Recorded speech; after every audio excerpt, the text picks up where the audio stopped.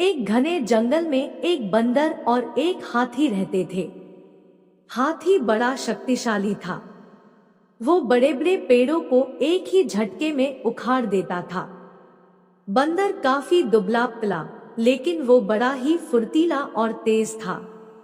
दिन भर बंदर जंगल के पेड़ों पर उछल कूद करता रहता था। बंदर और हाथी दोनों को ही अपने गुणों पर बड़ा ही घमंड था। दोनों ही एक दूसरे से खुद को ज्यादा अच्छा मानते थे।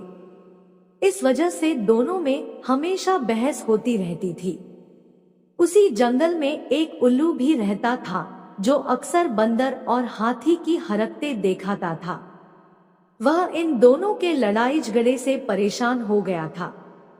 एक दिन उस उल्लू ने उन दोनों से कहा, जिस तरह तुम दोनों लड़ते हो, इससे कोई फैसला नहीं होने वाला है। तुम दोनों एक प्रतियोगिता के जरिए आसानी से यह फैसला कर सकते हो कि तुम दोनों में से सबसे शक्तिशाली कौन है। बंदर और हाथी दोनों को उल्लू की बात अच्छी लगी। दोनों ने फिर एक साथ पूछा, इस प्रतियोगिता में क्या करना होगा? उल्लू ने कहा, इस जंगल को पार करने पर एक दूसरा जंगल आता है, जहां पर एक काफी पुराना पेड़ है, जिस पर एक सोने का फल लगा हुआ है। तुम दोनों में से उस सोने के फल को जो पहले लाएगा, उसे ही इस प्रतियोगिता का विजेता बनेगा और असल मायनों में सबसे शक्तिशाली कहलाएगा। उल्लू की बात सुनते ही बंदर और हाथी बिना कुछ सोचे समझे दूसरे जंगल की तरफ निकले। बंदर ने अपनी फुर्ती दिखानी शुरू की। वह एक ही छलांग में एक पेड़ से दूसरे पेड़ तक पहुंच जाता। वहीं हाथी तेजी से दौड़ने लगा और रास्ते में आने वाली हर चीज को अपने मजबूत सूंड से उखाड़ फेंकता। थोड़ी ही देर में हाथी और बंदर उस जंगल से बाहर निकल गए। इस जंगल से दूसरे जंगल के बीच के रास्ते में एक नदी बहती थी। उसे पार करने के बाद ही दूसरे जंगल में पहुंचा जा सकता था। बंदर ने फिर से अपनी फुर्ती दिखाई और झट से वह नदी में कूद गया, लेकिन पानी की लहर काफी तेज थी, तो बंदर नदी में बहने लगा। बंदर को नदी में बहते हुए देखकर हाथी ने तुरंत अपनी सूंड से उसे पकड़कर पानी के बाहर निकाल दिया। हाथी के इस व्यवहार को देखकर बंदर काफी हैरान हुआ।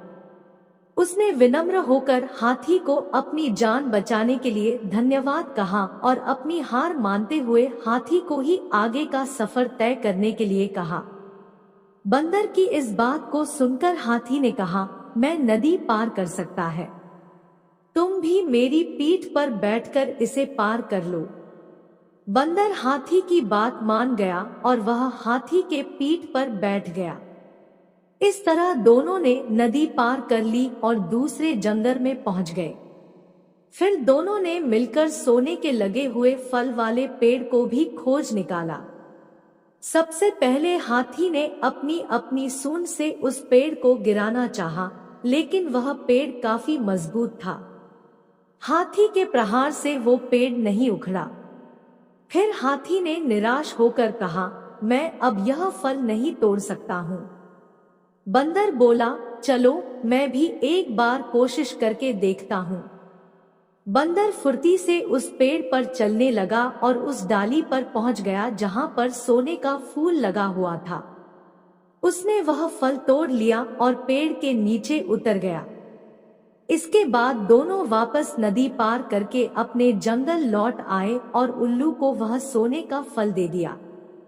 फल पाने के बाद उल्लू जैसे ही इस प्रतियोगिता के लिए विजेता का नाम बोला, वैसे ही बंदर और हाथी ने मिलकर उसकी बात को रोक दिया।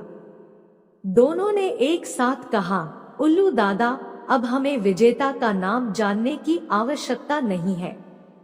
इस प्रतियोगिता को हम दोनों ने मिलकर पूरा किया है।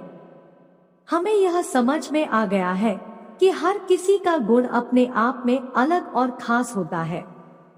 हमने यह भी फैसला किया है कि आगे से अब हम कभी भी इस बात पर बहस भी नहीं करेंगे और मित्र की तरह इस जंगल में रहेंगे। उल्लू को बंदर और हाथी की बात सुनकर काफी खुशी हुई। उसने दोनों से कहा, मैं तुम्हें यही समझाना चाहता था कि सभी एक दूसरे से अलग होते हैं। अलग अलग गुण और शक्तियां ही हमें एक दूसरे की मदद करने के काबिल बनाती है। साथ ही हर किसी की अपनी कमजोरियां भी होती है, इसलिए एक दूसरे के साथ मिलकर रहना ही सबसे अच्छा होता है। उसी दिन से हाथी और बंदर दोनों मित्र हो गए और वह जंगल में खुशी खुशी रहने लगे।